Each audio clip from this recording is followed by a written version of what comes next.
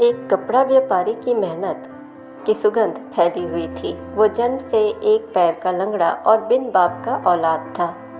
उसके पिता एक कपड़े की छोटी दुकान पर नौकरी करते थे। तभी जब वो दिवाली से 2 दिन पहले दुकान से काम करके लौट रहे थे, तभी कुछ समाज के कलंकों ने उनका वो हाल कर दिया जो घर पर दिवाली की तैयारी में जुटी गर्भवती जोरू सोच भी नहीं सकती थी। शायद उन लुटेरों को पहले से भनक थी कि दिवाली का खर्चा अपने मालिक से पाकर वो इसी रास्ते से गुजरने वाला है और लूट मार तो ठहरा उनका पावन पेशा। उन सब ने पहले तो उनसे वो थैली छीननी चाहिए। विरोध करने पर उन सब को उनको मौत से परिचय करने में कोई हिचक न हुई। रात भर परेशान जब उसकी पत्नी को ये बात पता चली तो उसकी कमर टूट गई। बेचारी एकमात्र सहारा लिए हुए ऐसी हालत में वो बड़ी मुश्किल से जी रही थी कि अब वो भी छीन गया।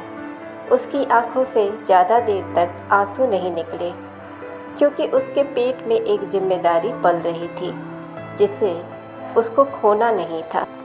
जैसे तैसे आगे का राशन इकट्ठा करने को वो दिन भर दूसरों के घर काम करती और लकड़ियाँ बिनती और रात में भारी मन से आराम करती। बच्चा हुआ और बहुत तेज के साथ जन्मा। उसके आते ही उसके माँ को एक सिलाई कंपनी में काम मिल गया और उसके पालन पोषण का एक सहारा मिला। उसकी माँ अभाव से घिरे होने पर भी उसकी परवरिश किसी अन्य बच्चे जैसा करना चाहती थी। उसको बाकी बच्चों की तरह स्कूल भेजती थी और शाम को समय निकालकर उसे लेने भी जाती थी। कक्षा की संख्या बढ़ने पर उसने कोचिंग की प्रथा भी अपनाई। कुछ सालों में उस बच्चे ने एक छात्रवृत्ति पाकर अपनी माँ के हाथों में पैसे लाकर रख दिए तो माँ का मन आंसुओं से भर आया। उसको पुराने समय की यादें घेरने लगी।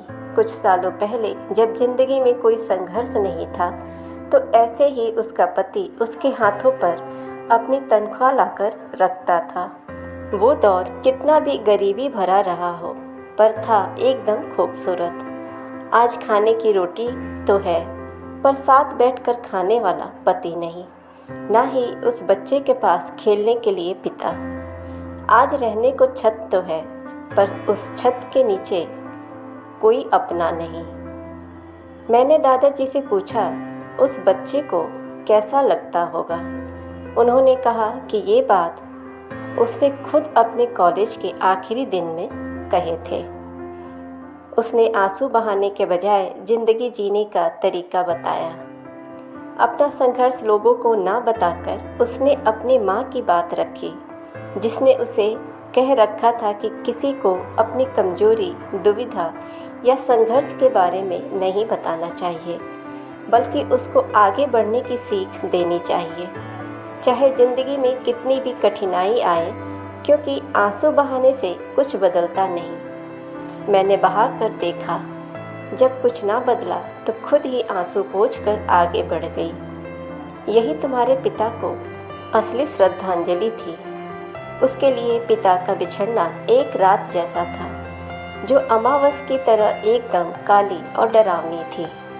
लेकिन उसकी माँ एक सुबह के कमल जैसी थी, जो रात भर खिलकर तैयार होता है और दूसरों को भी सुगंधित करता है। अंत में दादाजी ने पूछा, अब समझे बीती रात कमल दल फूले का मतलब? फिर भी मैं चुप था। दादाजी समझ गए और मुस्कुराकर मेरे सिर पर हाथ फेरने लगे। इस कहानी से हमें ये सीख मिलती है कि परिस्थिति चाहे कितनी भी खराब क्यों ना हो, हमें हार नहीं मानना चाहिए और आगे बढ़ना चाहिए। ऐसे ही मोटिवेशनल वीडियोस के लिए चैनल को सब्सक्राइब करें, नोटिफिकेशन बेल दबाएं ताकि हमारी हर वीडियोज़ आप तक पहुंचती रहे। वीडियो को ज़्यादा से ज़्यादा लाइक एंड शेयर करें।